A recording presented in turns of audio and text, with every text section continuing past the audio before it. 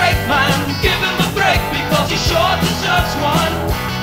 And when he's back from his break, you'll see his parts made in Japan. He is the modern man.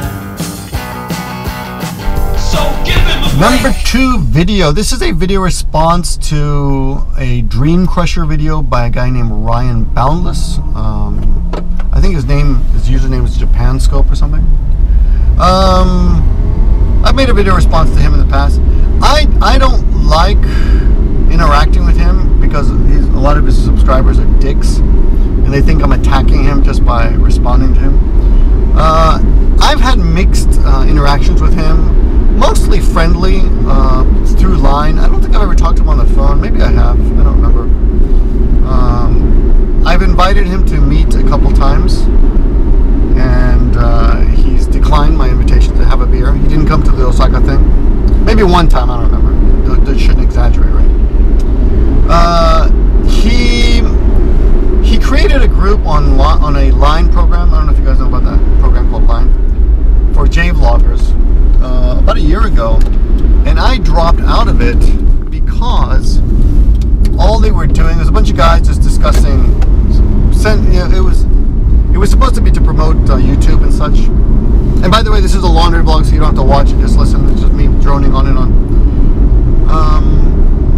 Yeah, he opened up he had this Line group that he created, and the point, as I understood it, was to look at his bridge. The point was to help YouTubers who are making, vloggers, J-vloggers like us, people who make YouTube videos, and give each other advice and support, basically, I guess psychological support. I don't know exactly, but what happened was quite quickly, it turned into look at these naked pictures of Hannah Minks, which actually Sam uploaded. He thought they were funny, and I thought they were poor taste. I know Hannah Minks. I thought I was pissed off about that. Sam, we disagree about that. I dropped out of it. So I was like, I don't need to see this. This is ridiculous. So I dropped out of that for that reason alone. Now, I know maybe I'm being a prude. I have no problem with nudes. I just don't want to. I think faked Photoshop nudes of my friends. Okay, one maybe, but it was like 10 or something. It's just ridiculous. I dropped out of it for that reason alone. Months later, I got during Christmas. I did an interaction with Brian. This is all just upfront information, bullshit information. I did a response to Brian last year. Ryan, I'm sorry, not Brian. And my impression was that he wanted and welcomed the response because he knew it would get him more views, which everybody wants their videos to be seen. And he made a good video responding on some, it was a response to what are the negative aspects of teaching in Japan. So it was full of negative things, which is fine. Which is, what he answered. He talked about all the things he did not like, which is completely correct. Now I tried to add a little perspective by here's another one of those bridges. By just giving him my opinion about some of the things he said and the way his attitude towards teaching, which I disagree with quite a bit. For example, I don't think singing and dancing for children is a big deal. But a few of his subscribers, oh, you're a dick. One guy just last week goes, what gives you the right to judge him? I'm not judging him. But I mean, come on. That's what the internet is for. You watch a video, you judge somebody. Okay? You have an opinion. Everyone's got an opinion. So here's my opinion on his latest thing. He did a video about 2 or 3 weeks ago now. I meant to do a response earlier, but I've been busy. I had the Naked Festival last week. Anyway, had a baby last month. And to be honest, it's not on my priority anymore because here's what ticks me off about Brian. So I'll be honest. So during Christmas, I asked him to take part in the Christmas collab, and he said, "I don't consider myself a J-vlogger." All right. And then I was like, okay, well, I said, I consider you. Anyone who makes videos about Japan is a J-vlogger in my book, whether you want to consider yourself that or not. I don't care what you consider yourself. And I have repeated on this channel many, many times, you cannot control what other people think of you. If I think you're a J-vlogger, then God damn it, you're a J-vlogger. It doesn't matter what you think. Eminem said it best. I am what you think. I am what you say I am. Right? And not Hemingway, Shakespeare said it too. A rose by any other name smells just as sweet. Meaning, you are what you are, regardless of what other people think. And everyone will call a rose by different doesn't matter. Doesn't matter. We can disagree on labels and such, but he is a man who makes videos in Japan about Japan, and he doesn't want to be called a J-blogger. Whatever, I don't care. Then he criticized me for dropping out of that group, right? The line group. But I just want to, in case this is a long story short. I had a good reason to drop out of the group. It was not useful at all, right? Not useful at all, and it was kind of vulgar. Okay, I mean, come on, guys. Are we 14 years old? Do we really have to be sending Photoshop nudes of other J-vloggers around? That's ridiculous. I found it disrespectful. So call me snotty, whatever. Okay, now finally to the point of this video. 5 minutes into the video, he did a video about Japan, and I think I watched it twice. And it was basically he's saying basically that it was his old mantra. Japan treats us like monkeys. We're dancing monkeys. And he said that when you go, he hates. Here's the essence of it. Okay, I'm Ryan. Okay, I dread going out now. I don't even want to go outside anymore because I dread dealing with Japanese people. Now that's basically all I needed to hear. When I heard that, I was like, wow, I don't think I've ever felt that someone should go home. Unless there was one time when one guy ran out of money. I said, you should go home, you have no more money. There was this rarely that I ever think, dude, you should get out of Japan. Not get the fuck out of Japan because you don't belong here. No, it sounds like you're just not happy. I mean, if you don't want to go outside because you dread interacting with Japanese people, I think it's time to go home. That was my thought, right? Now, of course, that's a horrible thing to say, but it would be dishonest if I didn't admit that. I mean, come on, who are we fooling? I mean, really, if you dread going outside because you don't want to deal with the people that live in that country. Now, I thought about this a little while. Now, I'm not saying he's wrong. Okay, what Ryan says is completely true for him, and there are a lot of people like him who think that. They think, for example, oh, Japanese are using me for a free English lesson. Okay, I've never. I don't think I've ever felt that way, or if I have, it might have been maybe once in 23 years. I don't think people are actually using me for an English lesson ever.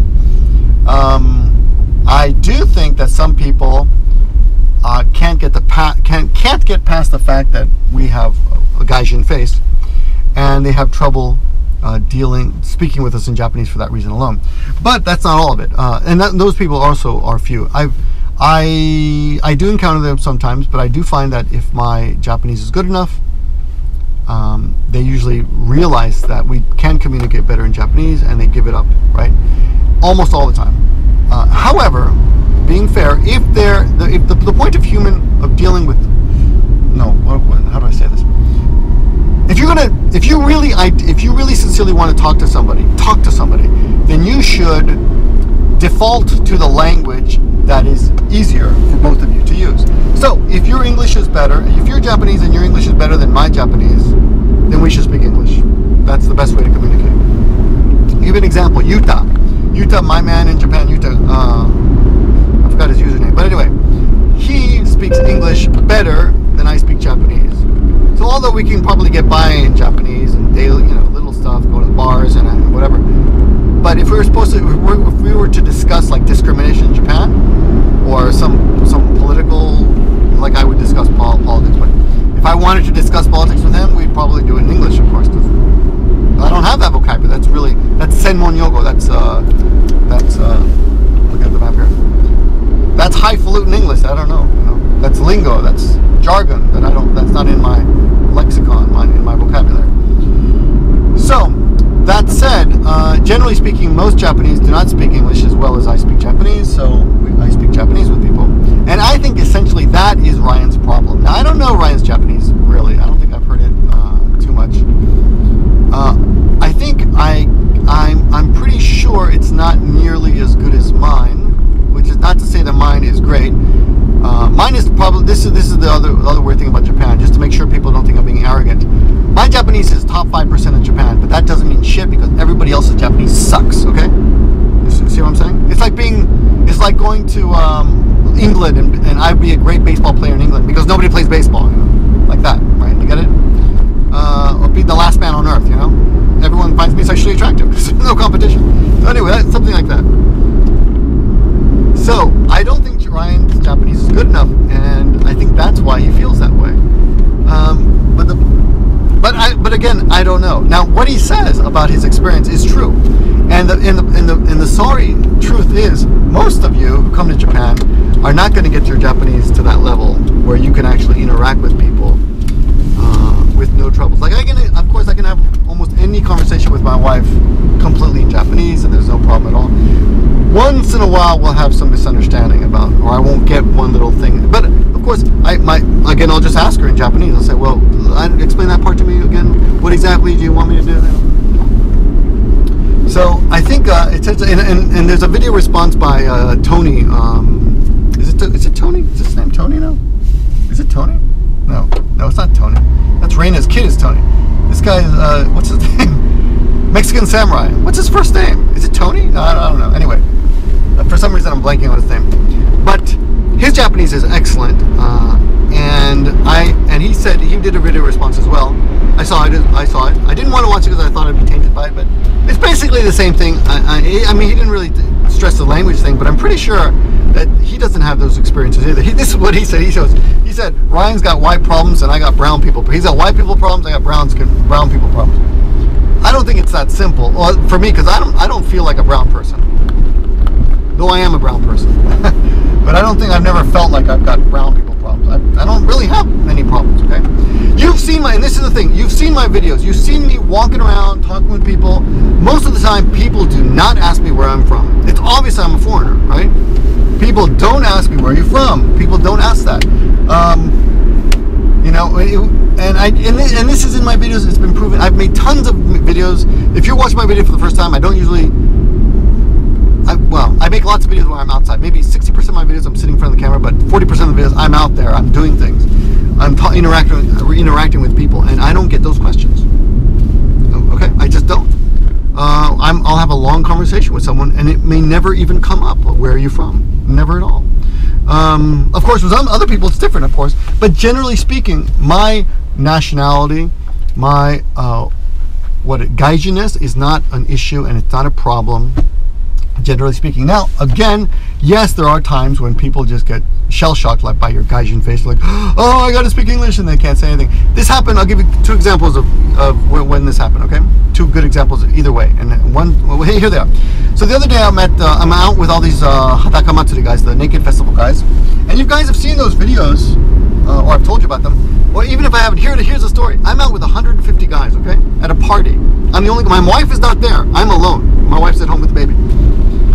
I'm there, all these guys. There's also a handful of girls who are like support staff and stuff. They're going to be helping during the festival, or they did help during the festival. And nobody is speaking English to me. Nobody is frozen, except one guy who comes up to me and he insists on speaking English, okay, for a little while. Then it becomes quite apparent that he cannot keep up the conversation the whole time. And he gives up, and now he doesn't try at all. Okay, so it was a little frustrating at first. I can't speak English yet. It was a little frustrating at first, but as soon as my Japanese skills came were recognized, it wasn't an issue anymore. That was it. And yeah, he did ask me where you're from and stuff, because the other thing is he's very interested in English. He loves American cars. So he was like, oh, I want to talk to this guy because I love American cars. That was his thing. He was just Amesha. They say Amesha. America. Sha is good car. And anyway, now I might go see him tomorrow, actually, on Sunday. And he'll probably speak some English because we're going to be at a big car. There's a big American car convention around here. Now, that night, I got on the train, and I wasn't paying attention, and I went all the way. I went past my stop to another. I went like four stops past my stop on a train, not on the subway, on the train. And I get off, and it's late at night. It's like 10 p.m. on a Sunday or something, and there's no people around, and there's a conductor there. And I go up to the conductor and I say, oh, I missed my stop, and I say the name of my stop, and I say, does this train, because he's standing next to the train, I say, does this train go there? And he looks at me frozen, and I say to him, 日本語できるから大丈夫ですよ right? Because I mean, it's weird. Like, I asked him in Japanese, but he's still like, oh. So I said, I understand Japanese, so please tell me. Just relax, you know. I said, daijoubu, which is, it's okay, man. So he's like, he says, okay. He says, you got to take this train and change it at some station that I've never heard of, right? Now, since I've never heard of the station, I'm like, what? What's the name of that station? But he automatically thinks that I really don't speak Japanese. Because I don't know the name of the station. So when I asked him to repeat the name of the station, he got all flustered. And he just said, and he pointed to another train, and then he said, Straito, which was so fucking annoying to me, you know, because he just gave up, you know. Now, to be fair, he was a conductor, and he immediately jumped on the train and left. Maybe he just didn't want to be bothered explaining it again, but when I told my wife the story, she immediately recognized the name of this. I said something like Gucci, something Kaguchi station and Eki, and she goes, "Oh yeah, that's blah blah Gucci." I still don't remember the name of the station because I've never been there.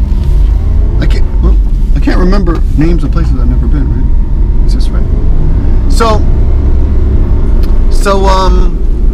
that guy froze. Like, that guy just could not talk to me in English. He just yelled straight. You know, that was that. So that kind of shit happens, but. The proof is in the pudding, man. You guys have seen my videos. You've seen that I speak a decent amount of Japanese. Still, I'm at a decent level, and most people don't deal with me like a dancing monkey, and I'm not the pet of everybody. Now, yes, sometimes you go to a supermarket, and the staff will assume you cannot speak, and they'll talk to the Japanese person with you. But to be fair, that is often the case. There's so many foreigners here who do not speak the language or don't speak it well enough, and they let their Japanese partners or friends, you know, do all the work. So you can't blame the Japanese people for that. That's just the fact that foreigners don't speak English, Japanese well enough, generally speaking. I know a guy who's been here for 30 years who just knows how to talk about money and can do basic shopping. He cannot have a conversation in Japanese. He's had lots of girlfriends, but they all speak English. So you can. I'm not defending the Japanese. I'm just saying it's not. There's nothing to defend. It's just the situation. That's the situation in Japan, because they don't have that many foreigners here, and the foreigners that do exist here don't speak Japanese well enough. And you think they're dealing they're treating you like a dancing monkey, or you're a Japanese person's pet. Well, I think that's your problem. I've never felt that way. I will tell you this. It was much more frustrating in the beginning, though, when I couldn't speak the language. And no. You know when it was worse? It's when I could kind of speak the language. The first year, or the first 6 months when I couldn't speak the language, I was happy that anybody would help me out and take care of me, so to speak. You know, and let the Japanese people deal with each other and just tell me how much money I got to pay in the end. That's all, stuff like that. That was fine in the beginning. Once I started studying Japanese, it became frustrating because I was studying Japanese. I was studying really hard, and I wanted people to speak to me in Japanese because I felt like I could, you know, as they say in Spanish, me pude defender. I can defend myself in this language now, but they didn't, right? Probably because my Japanese wasn't nearly as good as I thought it was. And the other problem is Japanese always compliment you, and maybe we believe some of that. You know, Japanese are always saying, Joel's do this now. Oh, your Japanese is good. You say hello, and you start to believe shit like that. You know, if you get complimented again and again on how good your Japanese is, of course you're going to start to believe that shit.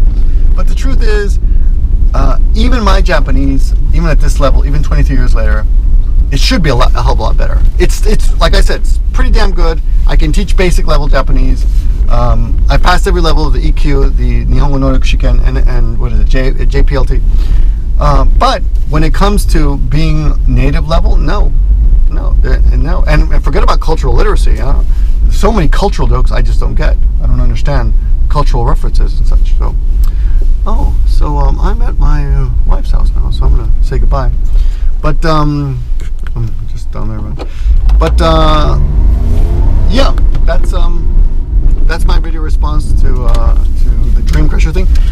You know, the thing about that guy. Oh yeah, the last thing, which is very important, I think, is I'm really amazed at Ryan, because Ryan's a fairly intelligent guy. It's pretty apparent, but he doesn't understand that his view is completely subjective. I wrote a comment on this video, and he told me that I've got to get out of my gaijin bubble. I have very few foreign friends in Japan.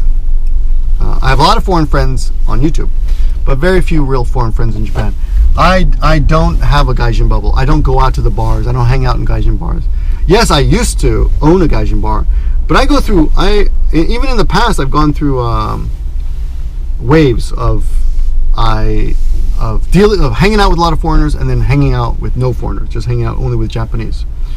So he thinks that he knows me, which is funny, because I would think that he'd give me the same. He'd be smart enough to know that he doesn't know me, just like I'm smart enough to know that I don't really know him.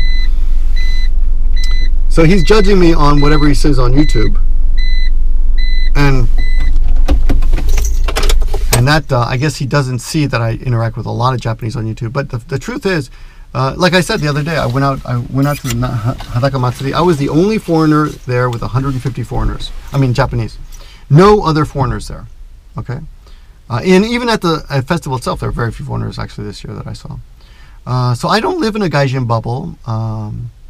He claimed that my view was wrong, and that his view is more valid because he's been here for 15 years or so. Well, I've been here 23 years, so if that's the measurement of someone's, if that's how you measure the value of someone's opinion, then by his own standard, my opinion should be more valuable than his. But of course, I don't think that. Everyone is going to have a different experience in Japan. My experience will not be yours. His will not be yours either, though. So as much as he claims that he's got the flag, he's waving the flag of truth. No, he's just waving the flag of Ryan, and unfortunately, a lot of that is negative. But it could very well apply to you, because I don't know you. So my advice is, if you do come to Japan, do your best to hang out with Japanese people.